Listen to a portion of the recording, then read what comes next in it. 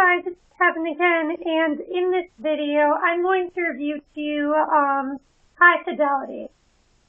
Now, I was looking forward to this movie because, one, it's just about music, and it looked really good. Plus, it has Jack Black, and I'm quite a big fan of Jack Black. He's actually one of my favorite actors. I think he's quite funny. The only movie I didn't really like him in was Tropic Thunder. Wasn't that funny in the movie, so, I mean, he was kind of funny, but he wasn't hilarious in Tropic Thunder. But, yeah, so I checked out High Fidelity, and I must say that the movie is fantastic. The movie is really, really good, and part of the reason it's so good is the way it's done.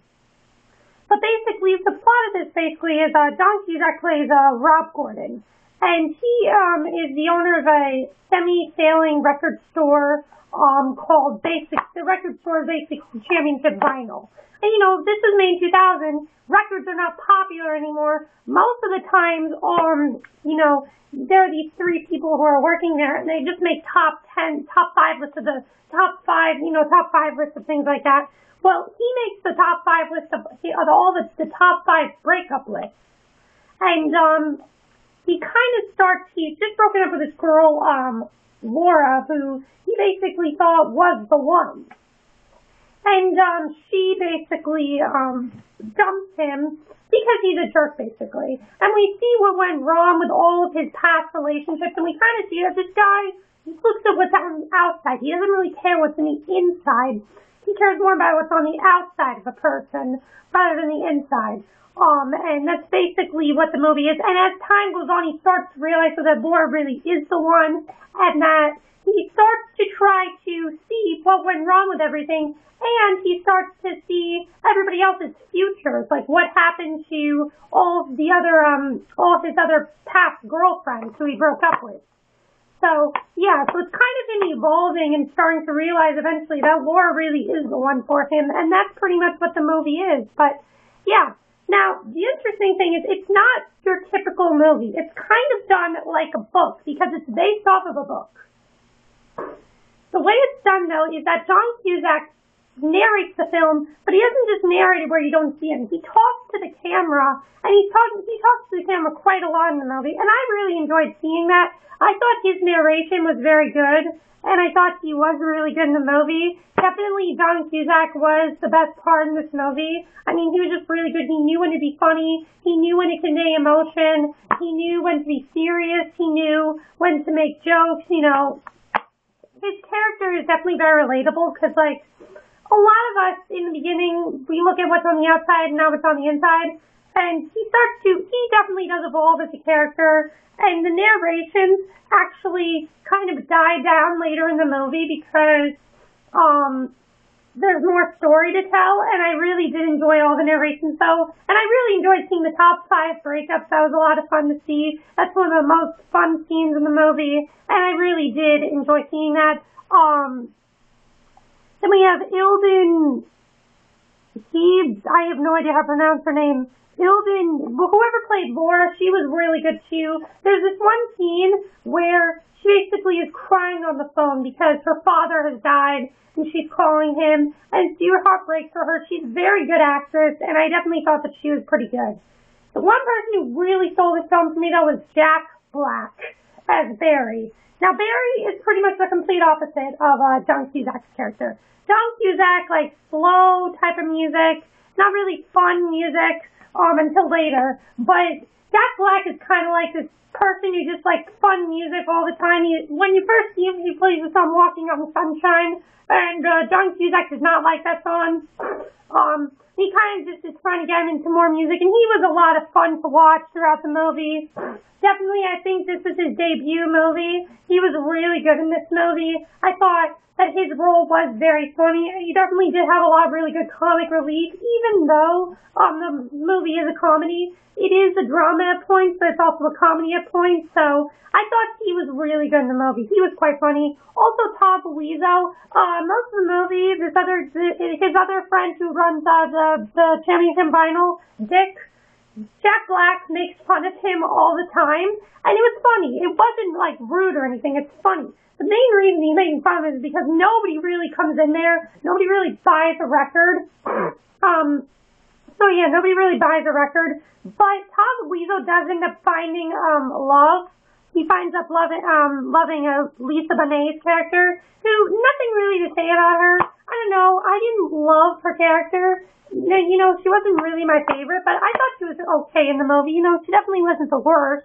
She was good though, and I did like her. So yeah, that was pretty good.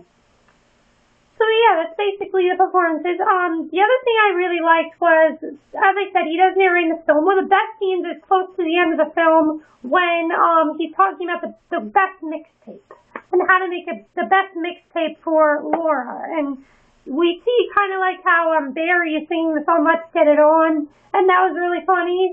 And I thought Jack Black's a really great singer. And we see how he's compiling the best mixtape, basically. And that was a really fun scene to watch. I mean, definitely a lot of people can relate to it because of the, you know, we all do make mixtapes. I mean, I'm sure a lot of people made mixtapes, and I don't know if this took place now or like the 80s. I'm not really sure. It kind of felt like it took place in the 80s. I'm not really sure, though. I do know this was made into a musical, but I don't think it was as popular as this movie. I do think this movie definitely was really good. So High Fidelity is a really good movie. I do recommend you check it out. The one thing I will say, though, is that, the one thing I will say about the movie is that it's not really, in the beginning, you're not really supposed to take it that seriously. The movie in the beginning kind of feels like you're just watching like a silly movie. But as time goes on, you start to see that it's definitely more than that. And, you know, the top 5 breakup list is very silly. And a lot of it's just like him wanting to hook up with a girl. You know, I forgot to talk about Catherine Zeta-Jones. She was really good too. She has a supporting role of the girl he really wanted to be with. The one who he thought he would end up with. The one who really connected with him. But really, she's really into herself. She could care less about him. Doesn't really care much about him. And he ends up dating her for a while, but it doesn't end up going well between the two of them because she's really just into herself the whole time and not into him at all. So, yeah, so I thought she was pretty good too, and I thought she had a pretty good role as well. So High Fidelity definitely is a really good movie. If you want a fun movie, if you want a good, feel-good movie, this is definitely a good one to get. So that's it for my review of High Fidelity. I hope you enjoyed it, and, the next movie I will be reviewing, let me tell you guys the movies I have left. Now, some of these I might not actually be reviewing because I do have a whole stack over here. But for this pile, the ones I have left are Zodiac, which is probably going to be the next one I watch.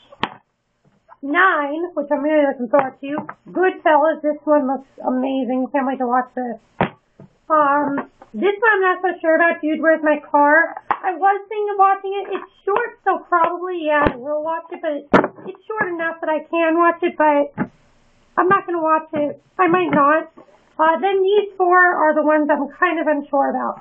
Panic Room, Pan's Labyrinth, Shutter Island, and Hollywoodland. I'm unsure if I'll watch these 4. The reason is because I have another pile.